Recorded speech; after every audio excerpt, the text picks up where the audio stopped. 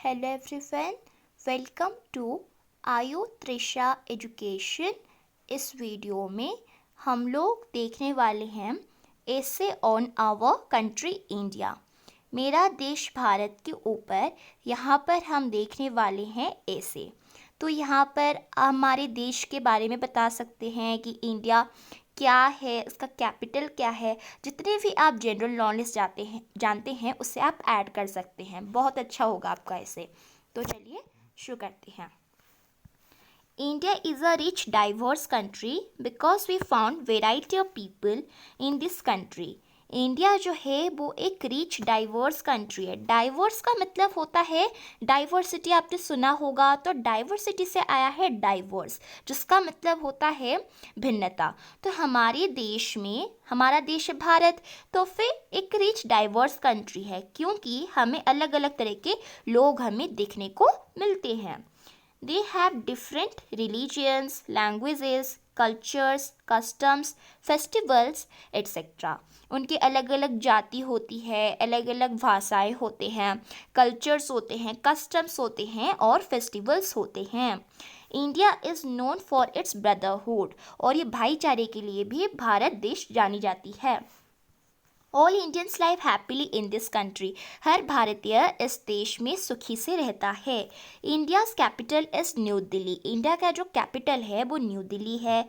In ancient times India is known as golden bird, ठीक है। तो फिर पहले के टाइम में इंडिया को सुनहरा पक्षी कहा जाता था क्योंकि इंडिया में बहुत सारे पैसे हुआ करते थे, पर सब लोग इंडिया को ही टारगेट करने लगे और इंडिया एक भिखारी देश बन गया।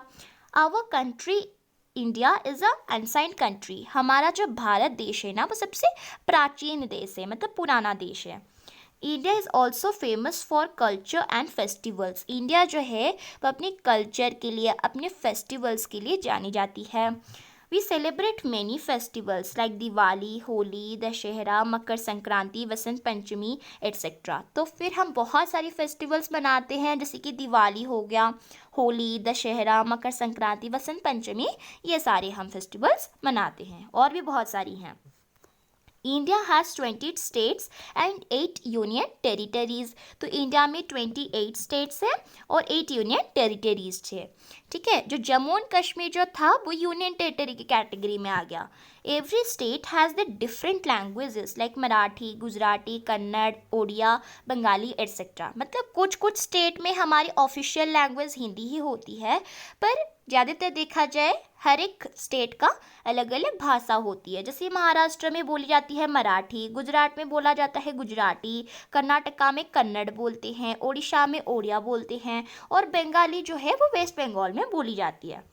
India has many historical monuments like Taj Mahal, Golden Temple, Qutub Minar, Char Minar, Jagannath Temple etcetera. जो इंडिया जो है उसमें बहुत सारे ऐतिहासिक मॉन्यूमेंट्स हैं, जैसे कि ताज महल जो यूपी आगरा में दिखता है, गोल्डन टेम्पल जो पंजाब अमृतसर में है, कुतुब मीनार जो ओल्ड दिल्ली में है, चार मीनार हैदराबाद में है, जगन्नाथ टेम्पल जो उड़ीसा पुरी में है।